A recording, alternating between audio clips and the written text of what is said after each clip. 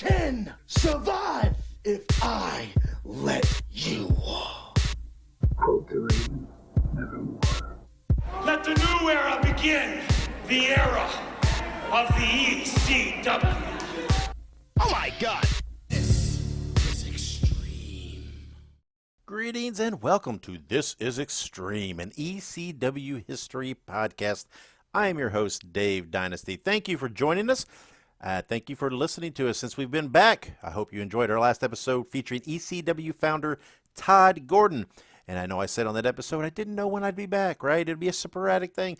I have decided, you know what? This is going to be an every other week thing. I'm going to put out This is Extreme on a regular basis. I'm enjoying it. I love ECW, love the topic. I want to talk history. I want to interview people. So we're going to do this every other week. So This is Extreme from this point moving forward will be an every other week release. So we hope you're happy with that. I'm very happy with our guest this week. We have ECW superstar C.W. Anderson on the show.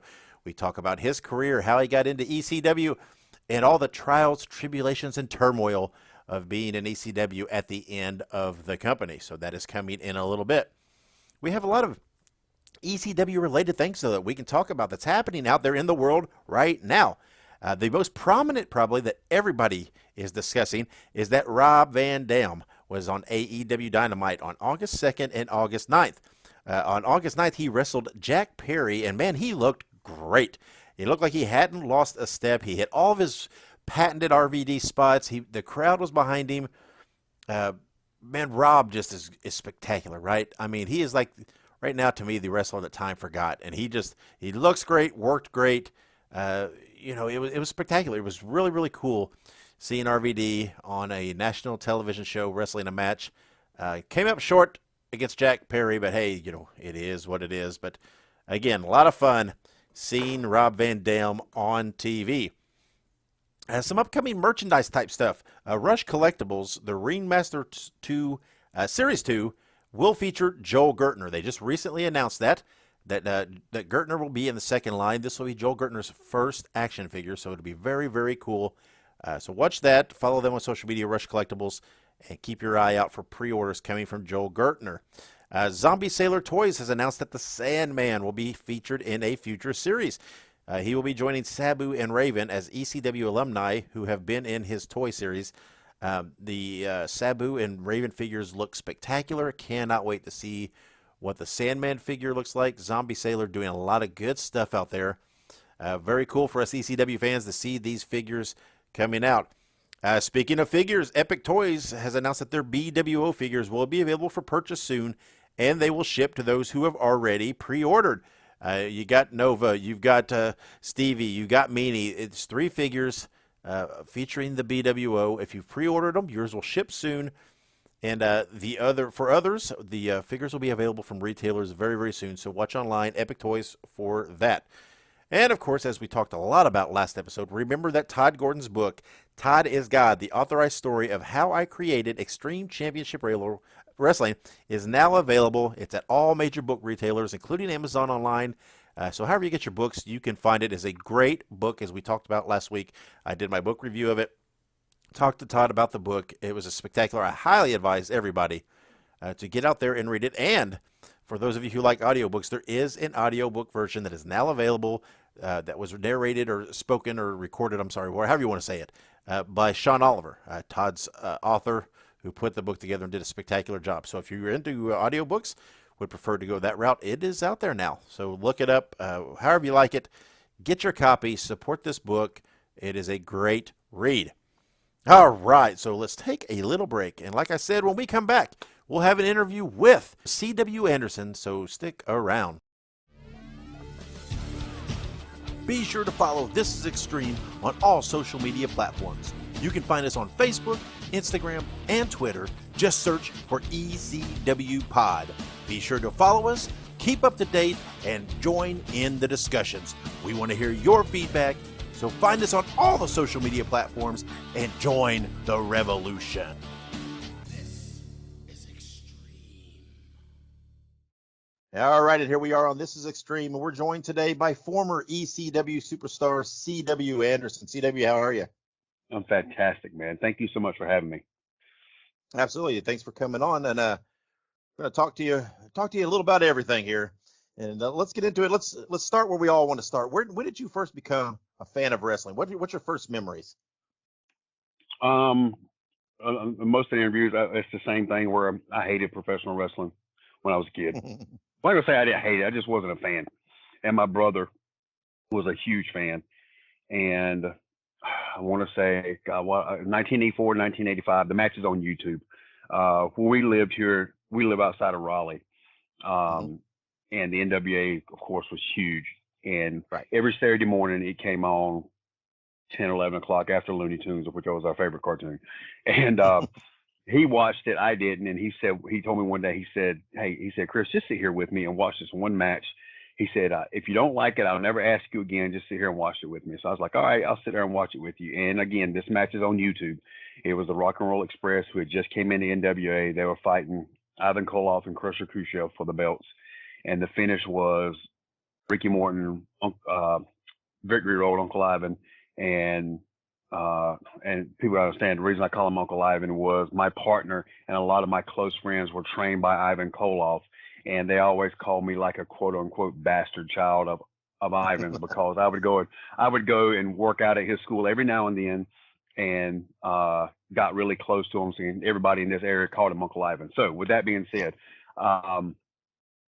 he victory rolled him 1, 2, 3. Rock and Roll Express new NWA champs, and my brother and I was hooked. We were jumping around because it was the Americans defeating the Russians, and I was 12, 13 years old, 13, 14, something like that.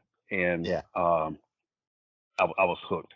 Never thought I would end up being one because I was a baseball prodigy, really good in playing baseball, got drafted, or was going to get drafted, I should say. And so wrestling was kind of put by the wayside. Like in high school, a bunch of us kids, there was a guy that was an independent wrestler that had a ring in the backyard, and we would go over and roll around, and he would teach us things like that. And only did it for like a year before my baseball coach made me quit because he didn't want my baseball career getting ruined. So Yeah. Yeah, that was actually the next thing I was going to talk to you about. So you were quite the baseball player as a kid, which I heard that you got drafted by the Padres. Is that correct? 1989, yeah, right before the Latin explosion of catchers, because you had in the 80s there was Tony Pena, and then my idol, the guy actually who I have a tattoo on my leg of, is Benito Santiago. Oh yeah. I've always idolized Benito because the one thing I had was a really really strong arm, and throwing out base runners was easy for me because of my arm. Actually, when the Padres they were scouting a pitcher of the guy that was pitching for us in the All-Star games during the summer of my senior year, and I was throwing from my knees harder to second base than he could throw standing up. Right? I mean, they clocked me at 90. So I picked guys off third, second, first. It didn't matter. I just had a strong arm. I was your typical white catcher. I didn't have great speed. I had a really good bat, but my arm was my show off point. And I was my parents, especially my mom, was a mother hen and talked me out of signing after they had offered. And it was a shitty contract by today's standards. Again, it was only like $22,000 plus a $2,000 salary bonus to go to rookie ball.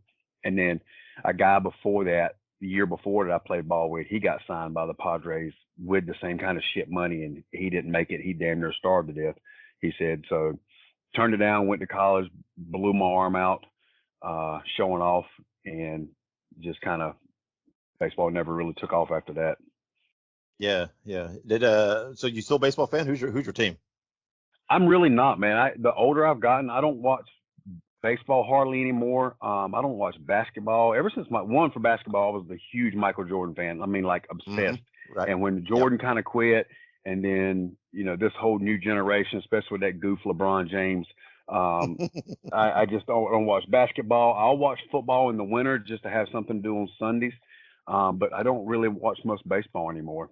I played softball for the longest time up until about 4 or 5 years ago, and it wasn't that my health or anything just kept me from playing. It was just my time with wrestling. It's almost like I got busier the longer my career has gone on.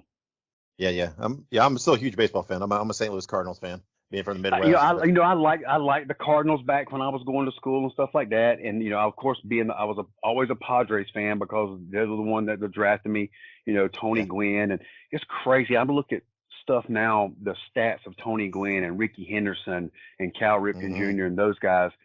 Those stats, like I was looking at one today with Tony Gwynn, just like him, he struck out none against Pedro Martinez, Greg Smoltz, Tom Glavine. They faced him over 300 times and he never struck out. Somebody like that. There's those stats. That's what's got me hooked, with baseball was the stats for it. Yeah, I think Tony Gwynn's probably the best hitter I've ever seen in my lifetime. Mine too. In mine, it's to me, I play this video game, Major League Baseball, Major League the Show, and they said when Tony Gwynn gets up the bat, they said the ball basically stood still for him. Yeah. So, well, anyway, that led to you end up being trained some at the WCW power plant, right? How did that happen, and what was that like? The first, I started. This December 4th will make my 30th year. So, December 4th, '93 is my first match. I was never really formally trained until '97 or '98 when I went through the power plant. Everything else was just kind of learned in the ring, being in locker rooms with Ivan Koloff, and Wahoo McDaniel a little bit, Jimmy Valiant, Ricky Morton, Robert Gibson, those guys. So I would learn sitting there listening to them and then getting in the ring at the training school. Like I said, there was really nobody there. They had a guy there training, but he was a local indie guy. So it's kind of like nowadays, the local indie guys that never been anywhere, never done anything, training people. So you really don't learn like you do when you learn by people that know what they're talking about. So I ended up training two guys that ended up going through the power plant and making it in '97. One of them turned out to be Raven's sign guy, Lodi.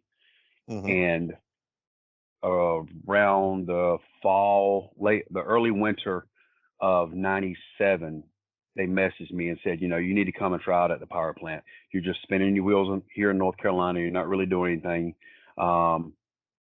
Just come and try out. So I went through those 3 days of hell, and it was 3 days of hell to get through that tryout. And once I got through it and came back and started learning under them, so under Sarge, it was almost like Sarge put me under his wing. I was the only one that had some experience, and my buddy Kurt Toad that was there, we'd go wrestle each other on weekends, come back and show Sarge our match, and he would sit there and critique it and give us things to do the next match. I remember one time we had too many rope spots and too many lockups. So our next match, we went 25 minutes, no lockups, no rope spots to be able to tell a story. It was things like that Sarge would tell us to do. So it was at that time, the power plant wasn't organized. Jody Hamilton was running it, and it wasn't very organized. It wasn't organized at all. My breaking point was because you had the Natural Born Thrillers, you had Lash LaRue, Elix Skipper, Mike Sanders, Chuck Palumbo, guys like that were there training under contract. And then Sarge was having me work out with them and teach them stuff. I'm there to get learned as well, but he had me working out with them, teach them stuff as well. And all great guys, every one of them. Elix, Lash, Mike, all those guys are phenomenal. Think the world of them. And one day, J.J. Dillon and Paul Orndorff came because they were agents there at WCW, and they wanted to see what kind of talent they had at the power plant. They had no idea.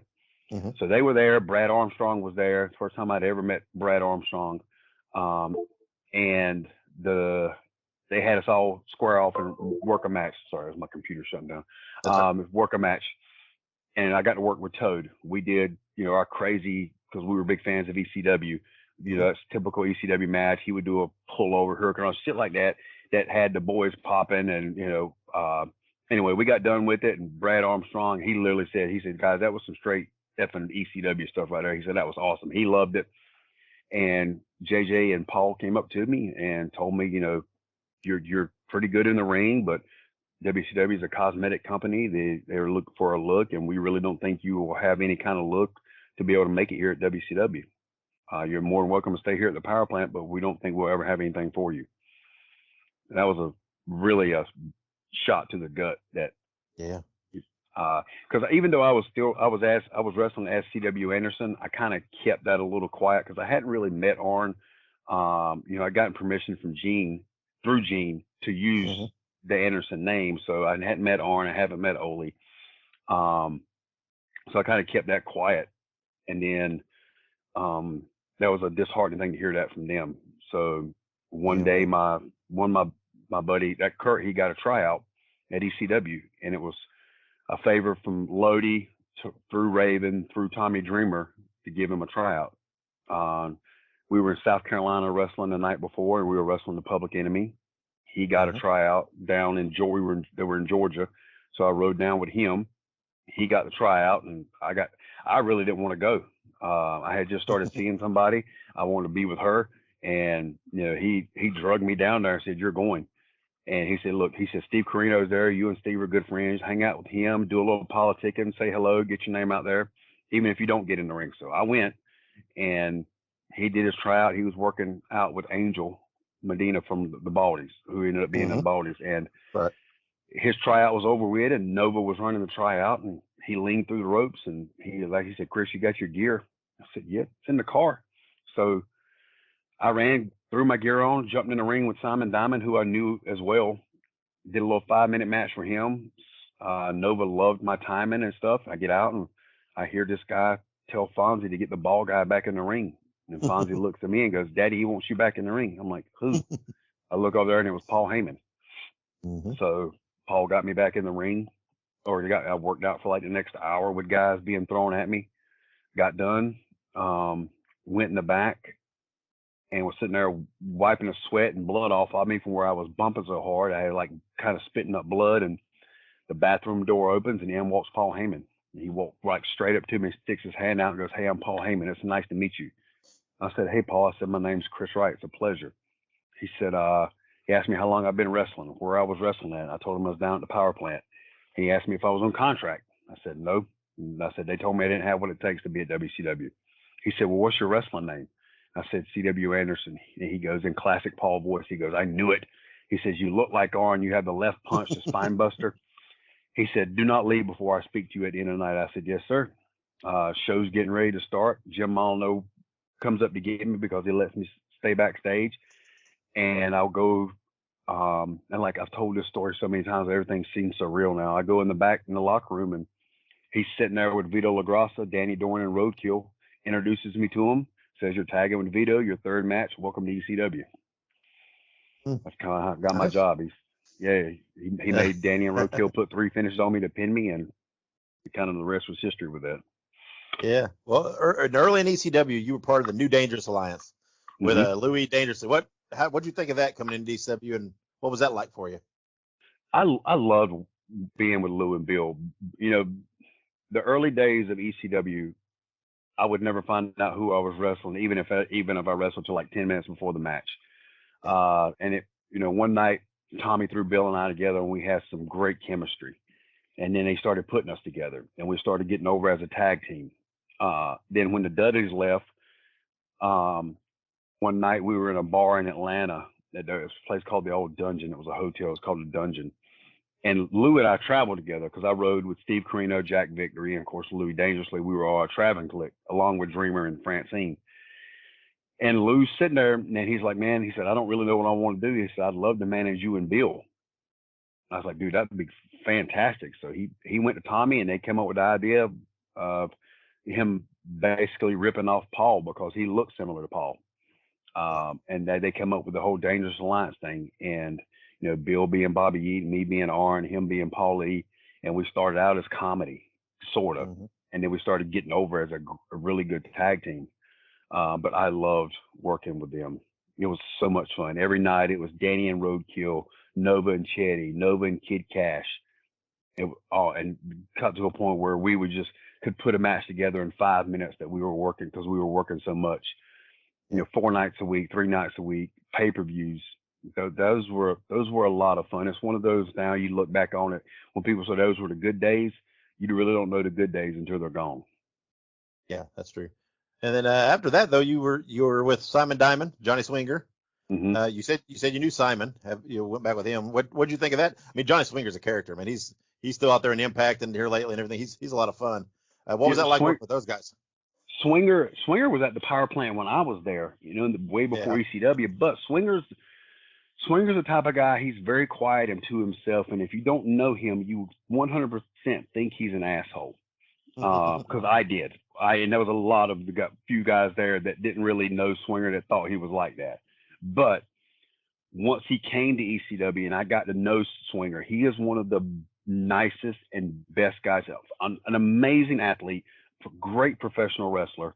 And tagging with them, Paul wanted to start pushing me singles because I was starting to get over. So he wanted to put me in singles, especially when Lance Storm was leaving. And he put me with those guys. And it was great. They were the tag team. I was the singles, and we were an elite unit. I even said that in the promo that we, calling ourselves the elite. And that was 99. So I love tagging with them. 6 mans, singles with them when they were doing tags. They were a lot of fun. And I learned honing my promo skills because I was scared to death to talk, on the microphone and petrified to talk in front of a camera. And I remember my first live promo was at the ECW arena, and it was the night that, because Simon and Swinger had that carnival faction with them, and just the night that they turned on them, and Danny and Roadkill came in, and then Bobby Eaton came in, and he and I squared off. So my first live promo was in front of the ECW arena, and I remember I was shaking in my boots before I cut the promo. But they were a lot of fun to be with. Yeah, and during this whole time, you guys were on TNN. National TV. What was that like? Could you tell that your exposure was going up? Were you getting recognized a little more out there? What was it like being on national TV every week?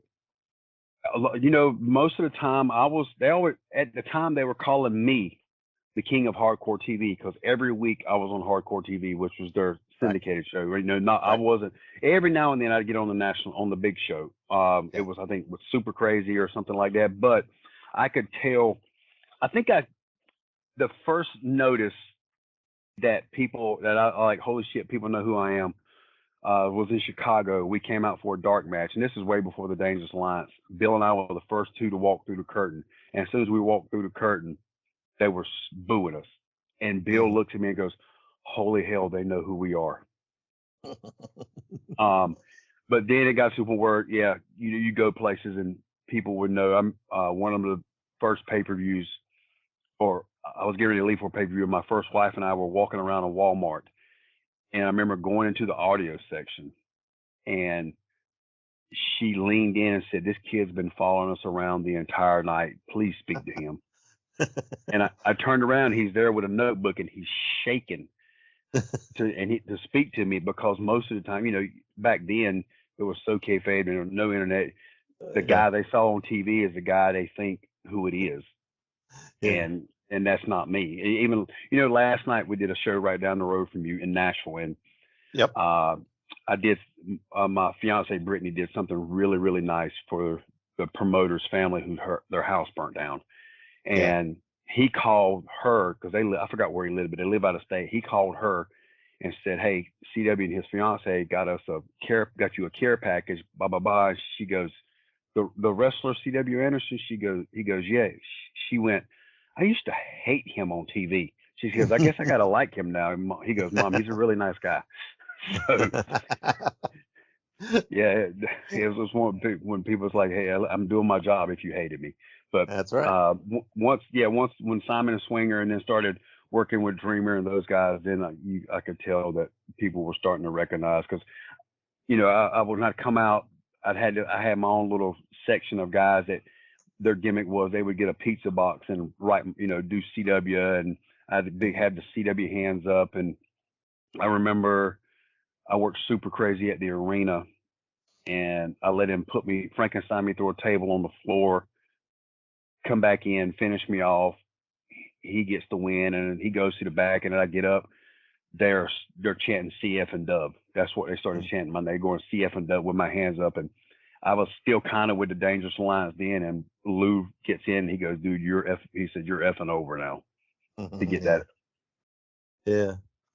Yeah. Well, and you were with ECW right till the end. So when did you start having a feeling that things were kind of going in a bad direction and things weren't going good, and then the end might be coming? Did you get that vibe before the end came? I didn't.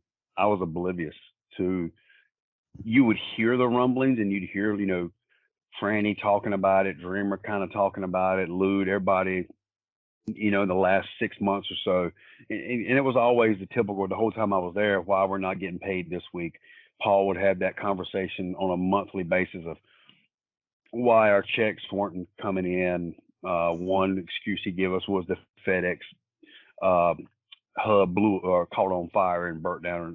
It was stuff like that on a monthly basis that he would tell us. But I was oblivious, and I was also, I didn't want it to be true because I kept saying ECW can't go out of business. This is ECW. It can't go out of business. It just can't. That's almost like thinking people would never thought WCW would have went out of business. Yep. Because it's always been around. And even though ECW was only short-lived, 5 or 6 years or however long it was around, you just didn't think because of the TV exposure and how the cult following we had. Yeah. And go ahead. Go ahead. No, I was just going to say, did you notice Paul Heyman starting to check out, and when Tommy Dreamer, kind of kept things afloat? I mean, did you notice that happening? Oh yeah, we definitely noticed that. And then the thing we always was told, it was a few years ago, I got in this kind of Twitter beef with Paul because he got pissed off because I kept saying that he was, that I said that he was in California filming the movie Rollerball instead of trying to get us on USA Network like he said. It was the alleged thing that he was supposedly doing, and I never came up with that. I would have never known. That's what the people hired in me was saying that was going on. Paul never was in you. Paul always said, I'm in California trying to get a deal with you guys on USA Network. And what we were told was he was out there just filming the movie Rollerball. So allegedly, I don't know. But you did notice when Paul wasn't there, there was always some kind of excuse, but Tommy was the foundation, the backbone, keeping it afloat with that. Yeah. So outside that, it was not until Paul showed up on Raw with Jim Ross at the commentary that I knew it was dead and it was over, because Massacre on 34th Street was December. That's the night that Tommy put me over when I put him in through the table backwards, and Paul got on his knees in front of me as I was sitting at the chair afterwards and wanted to know if I was leaving him to go to WCW because that's the rumor he had heard. And I told him no, that I was, I was loyal to him and Tommy for giving me the job. I would never leave him as long as he wanted me. And then he told me after my I Quit match that the rumor was I was getting the television belt, then the heavy belt, and because I was never on contract, but my contract was coming. My contract and the television belt was coming at Living Dangerously, which was the pay-per-view I could get to charge. Yeah. So you said that you had the Twitter thing with Paul. Have you spoke to Paul besides the Twiter thing since the ECW? No. I mean, well, since ECW, I would see him like when I was did that little Disney version of ECW. Correct, I would speak to him, and he would tell me here and there, I'm going to start pushing you. I'm going to do this. I'm going to start pushing you. And I was kind of checked out when he told me that Vince wanted to change my name because I hated being there. It was not ECW. It wasn't what I was promised. It wasn't what any of us was promised. So once we found out that Vince took it back over and he started implementing his own guys, me, myself, Francine, and the others were just totally checked out. Because it was it didn't want even a paycheck. The pay was shitty. I was actually losing money because I was on the road, having to pay for everything but my flight. Yeah. So you said that you weren't getting paid. I mean, so you experienced that, the check's not clearing, not getting paid. Did you ever get anything? I mean, that you're owed, or technically, are you still owed money? I'm still owed money. It was I forgot I got the bankruptcy settlement or whatever it was, and it was like pennies on the dollar. If you sign here, you get that, and to me, it wasn't even worth it. Yeah. I'm not owed nothing like RVD and Carino and Jerry Lynn, those guys, because they were making a few $1,000s a week, and I was only making $200 a night at the end. But I've never paid that back. Yeah. Yeah, you mentioned you being slated for the TV title. I'd heard that too. I heard that that literally the next pay-per-view that you were gonna get it. They were gonna, I think, Rhino holding both belts at the time. Were they gonna vacate the TV? Yes. And I heard it me and Nova. You're right, and I heard it was gonna go on you. So I mean, was that told to you, hard facts? I've always heard that rumor. Yeah, that was the thing that was coming, and then I was being groomed to be the next heavy. I don't know if I was the next heavy champ, but the heavyweight belt was in my line of sight after the TV belt, because I was, and again, this was coming from other people. I was getting so over. I mean, there was a point that Tommy was thinking about turning me babyface, because I was getting so over with the fans. You know, after the I Quit match, all 3,000 at the Hammerstein Ballroom were giving me a standing ovation, chanting the CF and dub afterwards. Because every time I was getting the appreciate, because you know, there was even an article, and again, it was a wrestling article that was written about me and I still have it. It says you can't spell ECW without CW, and it was slated that no matter where you were at, CW Anderson didn't have a bad match. He was always going to give you everything, and it was always going to be something good. So, and that's what I prided myself on. But yeah, the TV belt was next, which would have been great. I mean, I would have loved that. You know, they had a great history with that, and then onto the heavy belt to be able to carry that company. I loved it. I would have loved it. Yeah, I always thought you and the TV belt made sense, right? I mean, especially with the Anderson thing, right? Arn was always known. I always thought, well, why doesn't CW have a run with this? Because it just made sense to me. Yeah, it was coming. It was headed that way. It just unfortunate that ECW ended before that. It was like my run didn't get started soon enough. Yeah. And I don't recall the timetable about the action figures. So did you miss out on all that? Did you come in after the action figures were done? I was there right at the tail end of it. Like they had already, I don't know how they set up for it, but I was there. It's like the video game. I just did make the video game, but I was at the end for the action figure. I think Carino was one of the last ones as well, because he was 6 months before I was. And we know for the video game, Bill and I had to sign our rights away, saying we couldn't ask for royalties of it just to be on it. That's wild. Yeah, I always wondered. I always thought that was right there where you didn't get a figure, but I always thought maybe you just missed when they stopped. Yeah, I did. I was right there at the end. I came in a little bit too late with that. Yeah, well, and then that's a story of my career. Step behind, huh? Step behind. Yeah. So what is as you look back on it now? What's your best memory of working with ECW?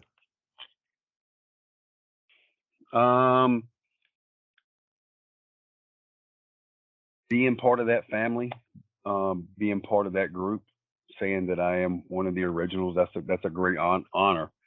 I think my best memory is possibly the I Quit. Here we are. You know, the I Quit happened January 7th, 2001, which is literally, it was my 30th birthday. My birthday is January 7th. Oh. So 2001 was my 30th birthday. So have that match that you're kind of known for on your 30th birthday. There's so many special moments at ECW, so many fans, family and things like that. But just being part of that group and, you know, having special matches with those people, and then the I Quit with Tommy was special to me. Yeah, I mean, I know you've done a lot of things, but do you feel like the ECW times what made your career? I mean, put you on the map. Do you think absolutely. It would have been as prolonged without ECW? I don't think so. I don't think I would have. I don't know where I would have ended up, because, you know, at the time, up until recently, you had to be a body guy. You had to look the part, and I never was. Even when they got me signed for ECW, for WWE, Tommy goes, you know, Vince is a mark for people that are tall and muscular. So you need to get some steroids that's going to make you tall, because being just 6 foot in that company is really not going to cut it. And I was never really, you know, in ECW, I averaged between 240 and God, I got it to 280 one time. And that's when Paul told me I need to lose weight, but I never was really in shape. I mean, Jesus Christ, now I'm 210 pounds. Yeah. The best shape right now I've ever been in, and I feel fantastic. But I don't know. There's so many things I wish I could have done different back then. You just don't know. Yeah. Well, hindsight's 20/20. That's what they always say. But yeah. But tell me, on a side note, the CW hand motion, the hand sign. Who was that? All you? When did you start doing that? When did that come into be part of your character? A little bit before ECW, I used to run around, when Steve Corino and I was on the Indies.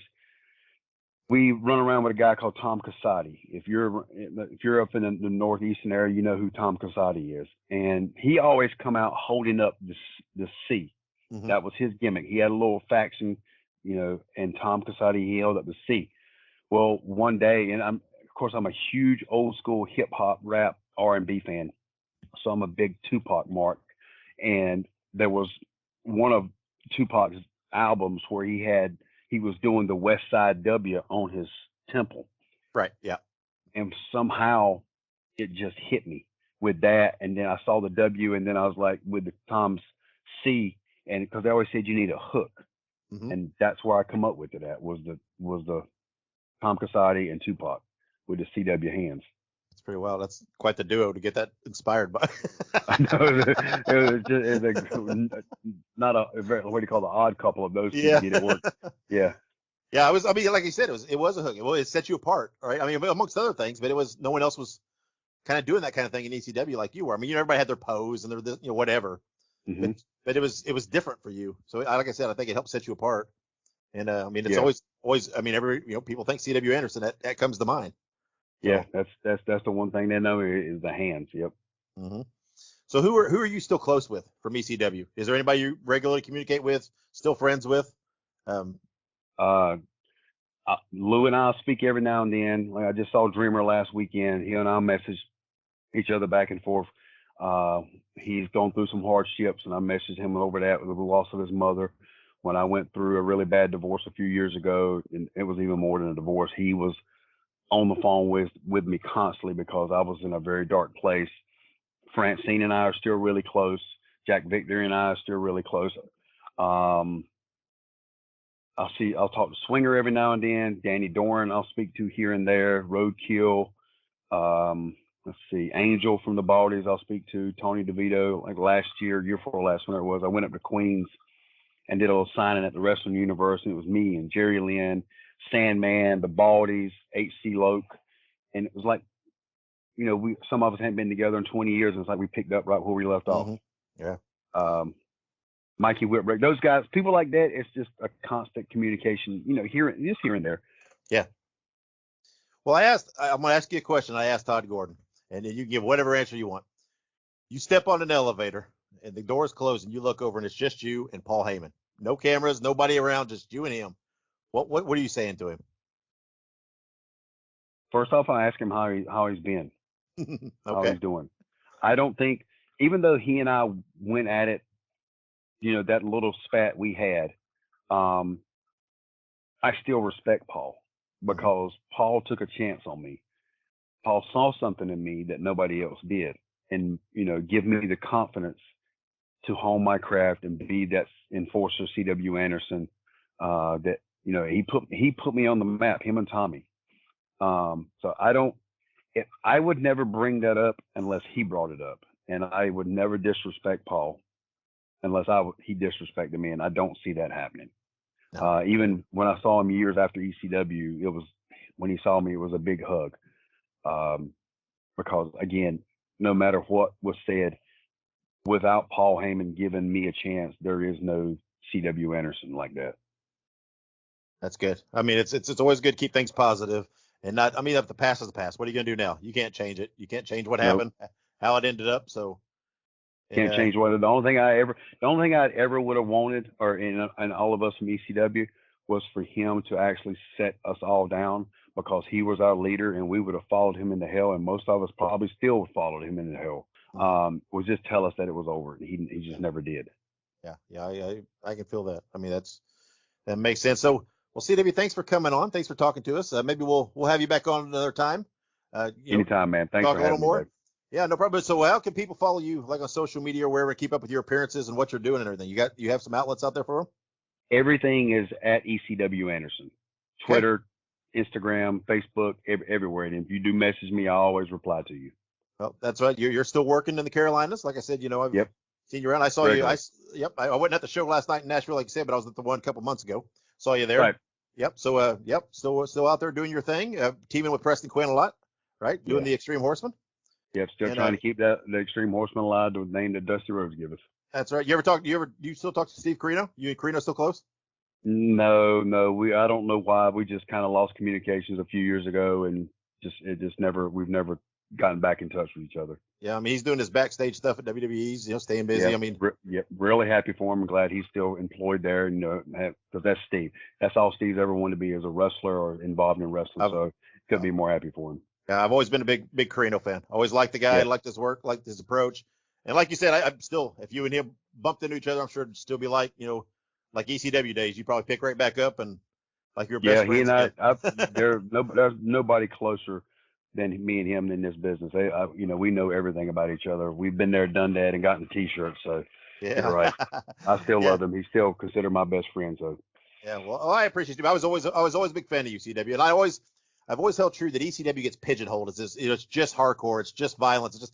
And there was a lot of facets to it, and a lot of different angles. And I think you showed that. I mean, you were a wrestler in ECW and succeeded and went over. So I think you're a big proponent of showing that ECW had a lot of sides.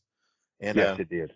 And I think it, like I said, it gets pigeonholed a lot, but there was a lot of facets to ECW and a little something for everybody. And it was we're still talking about. That's right. It was groundbreaking, right? I mean, it shaped wrestling, redirection wrestling, and you were a big part of that. And so I appreciate your time and coming on and talking to us. Like I said, we'll get back in touch in the near future and do it again. Sounds good, Dad. Thank you so much. Yep.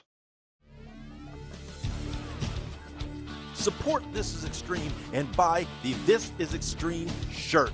Show the world that you are part of the revolution and that you support our podcast and the history of ECW. Go to tinyurl.com/ECW pod shirt and buy yours today. This is extreme. All right, and there you have it. Thanks to C.W. Anderson for coming on This Is Extreme and talking to me. Lots of great stories there, lots of information, particularly on the end of ECW. What a great interview, and we'll have CW back in the future to talk a little more, right? Go a little more in depth on some things, get a little more stories, maybe some show, match-specific stuff. We'll talk to him again, but it's good to kind of hear an overview there in his stance and his opinion and what he experienced at the end of ECW. Again, CW's out there working, so check him out if you're in the area. Remember to subscribe to the podcast on whatever platform you choose to listen on. And make sure you give us a share, a like, a rating, review, all those things. It helps with the algorithm in these podcast platforms for us to be found when people are listening to other podcasts. Help us network. Help us spread the word. And one way you can do that is following us on social media. We're on Twitter, Facebook, Instagram, and Threads. Just look at ECW Pod. Very easy to find. We're on all those.